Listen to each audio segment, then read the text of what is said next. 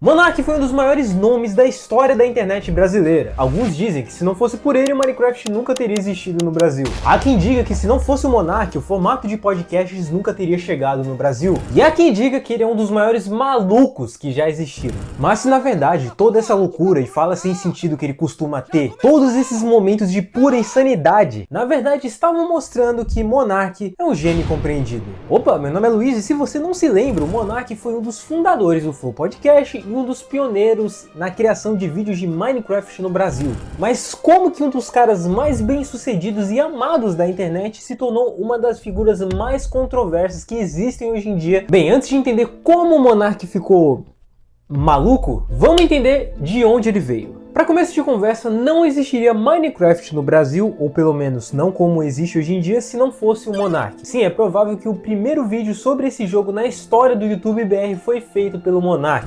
Olá e bem-vindos ao meu primeiro vídeo de Minecraft. Eu vou estar fazendo aqui vários vídeos de como se fosse um tutorial desse jogo, que é o Minecraft. Lá em 2010, quando ele era só um moleque que tinha saído da escola para ficar em casa jogando Dota, LoL e Minecraft. Mas é óbvio que nem ele, nem ninguém esperava que esses meros videozinhos fariam ele mudar a vida dele e a história da internet para sempre. Em pouco menos de 10 anos, o Minecraft virou sinônimo de YouTube, riqueza e Porsche aqui no YouTube BR. Literalmente centenas de youtubers surgiram e ficaram famosos criando conteúdo de Minecraft aqui nessa plataforma. E claro que muitos desses youtubers se inspiraram nos pioneiros. Nomes como BRKS Edu, Coisa de Nerd, Venom Extreme e claro, o Monark. O cara foi contra o sistema, ele simplesmente conseguiu ficar rico em casa jogando LoL e Minecraft. Inclusive tem uma matéria dele de 2013, eu acho, que ele conta que a rotina dele era acordar, tomar suco, jogar o dia inteiro e sair pra almoçar de vez em quando. Mas a pergunta que surgia naquela época era, e se todo esse momento o Monark só tinha dado sorte? E o Monark meio que sumiu por um tempo, ele passou bons anos, entre 2015 e 2020, meio que desaparecido da internet, fazendo conteúdo aqui e ali, fazendo umas live stream meio estranha, mas ninguém esperava a reviravolta que esse cara traria pra internet. O Flow Podcast.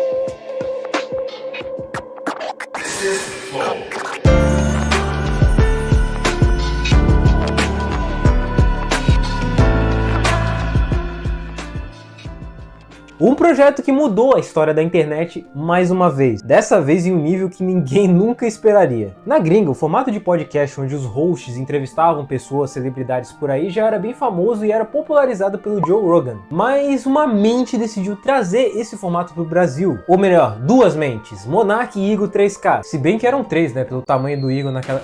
Não vou fazer essa piada, tá? Desculpa. Eles se juntaram para criar um projeto simples. Eles sentariam numa mesa, chamariam alguma celebridade, alguém que eles conhecem e conversariam por horas. Não existiriam filtros, pautas, não existiria nada disso. Era uma conversa de bar, como eles falavam. Parecia uma ideia boa. E foi. Logo, o Flow Podcast não só se tornou um dos maiores canais do YouTube, mas como um dos maiores programas da internet BR e do Brasil. Isso porque eles tinham todo um sistema de lançar episódios e cortes que faziam esses cortes viralizarem e cara, isso caiu como uma luva pra internet BR. Todo mundo queria assistir eles. E a proposta de ser uma conversa de bar diferenciava eles de outros programas de entrevistas, porque eles estavam ali só pra conversar, então as conversas tinham um tom muito mais natural e fluido. Nomes como Michael Kister, Gaules, Rato Borrachudo, Dread Hot, Primo Rico, Felipe Castanheira, todo mundo ia lá e batia um papo gostoso com o Monark e com o Igor. Cada vez mais o Flow ia crescendo e agora todo mundo relembrava o que o Monark foi um dia. Agora ele provou que ele não só criou uma ideia que deu certo e foi esquecida, não, ele provou que ele sabia o que as pessoas queriam assistir e ele sabia como criar isso, aparentemente. Então quer dizer que nesse momento todo o Monark era um gênio? Né? Bom, com o passar dos anos, o Flow Podcast cresceu de maneira estratosférica. Mais patrocinadores eram atraídos pelo Flow, mais dinheiro era investido e mais o Flow crescia, criando vários outros podcasts, criando um grupo empresarial de podcasts. Agora os caras eram nível, sei lá, Silvio Santos no Prime. Mas aquele sentimento de conversa de bar, conversas descontraídas ia sumindo com o tempo. A gente não gosta disso, na verdade, Sky. Agora a gente gostaria que aqui fosse uma conversa de botequim. Mas não é um botequim. Porque tem uma multidão vendo lá fora, cara. Isso aqui, querendo ou não, você sendo formado ou não, isso aqui é um programa jornalístico, pô. Nessa época eles ouviram isso do Skylab e acharam que era só um velho idiota e chato. Mal sabiam eles o que ia acontecer depois. E o que ficava mais escancarado, além de tudo, é que o Monark não tava nessa vibe. Com o passar dos anos, desde que o Monark entrou na internet, ele deixou de ser aquele moleque sonhador e gamer que ficava jogando no quarto para virar um cara com ideias bem fortes, digamos assim. Além disso, ele queria conversar da maneira que ele queria, tanto que ele aparecia em vários episódios fumando maconha, bebendo, ficando bêbado durante o episódio. Você fuma ela natural? Não fuma natural. Você fuma natural? Sim, como assim? Não, que ela não é ele natural? não fuma prensado, ele fuma a flor mesmo. Ele tira fuma da planta. a flor, tipo Natural, assim. Mas é. você já é viciado nessa porra. E Ah, tudo eu que é poderia dizer que viciado sim. não é bom. Então não põe culpa em Deus. Você é viciado em oxigênio. Hã? Porra, esse cara é um pela-saco do caralho. E é claro que à medida que o Flow ia crescendo, isso precisava mudar. Mas apesar dessas controvérsias, tudo estava setado pro Monark e o Igor 3K dominarem a internet BR. Mas daí, uma fala mudou tudo. Esse é o meu louco. Eu sou mais louco que todos vocês. Sim. Eu acho que o nazista tinha que ter o partido nazista.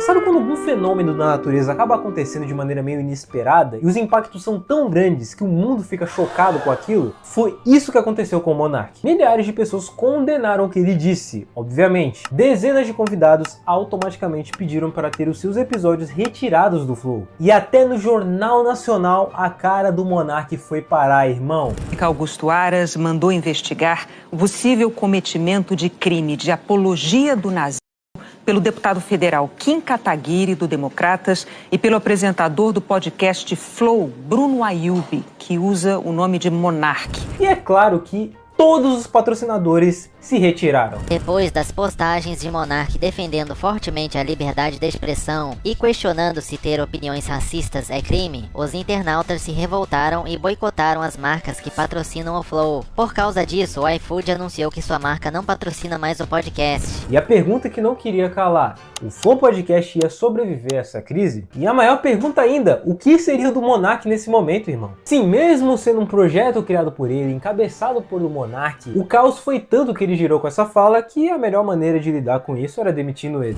O Monark até tentou se desculpar, dizendo que ele não queria dizer exatamente aquilo, que ele estava bêbado, mas isso só piorou a situação dele. Agora, pro Brasil e pro mundo, o Monark era visto como o cara que defendia o nazismo.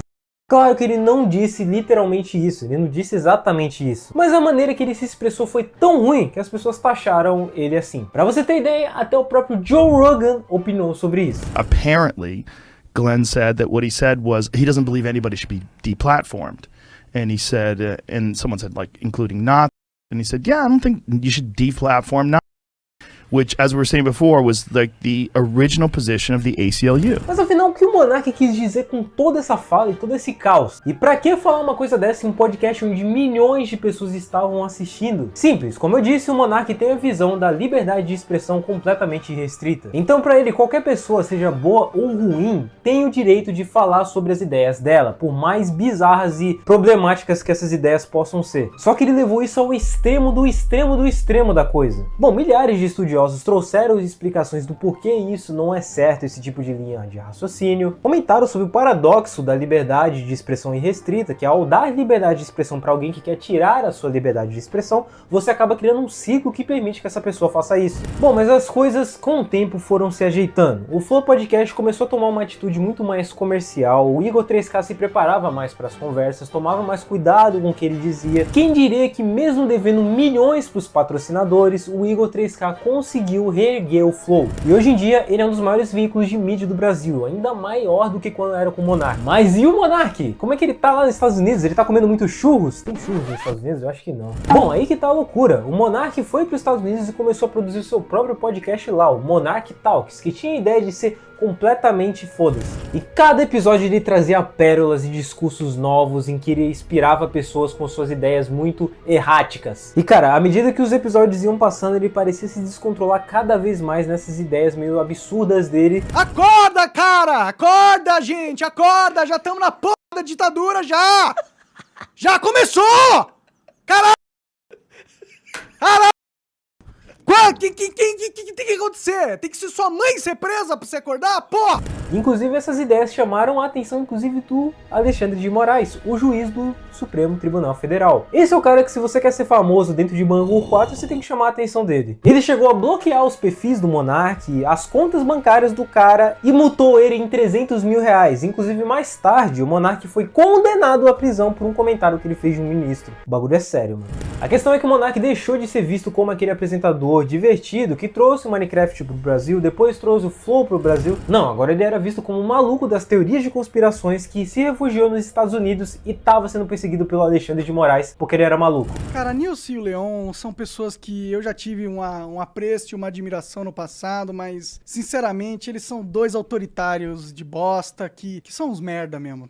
São uns dois merda, a verdade é essa. Mais uns que venderam o povo brasileiro. Nem no Brasil eles estão no Canadá fazendo força pra que a gente perca nossas liberdades aqui no Brasil. Valeu, Leon e Nilce, vocês são foda mesmo, né?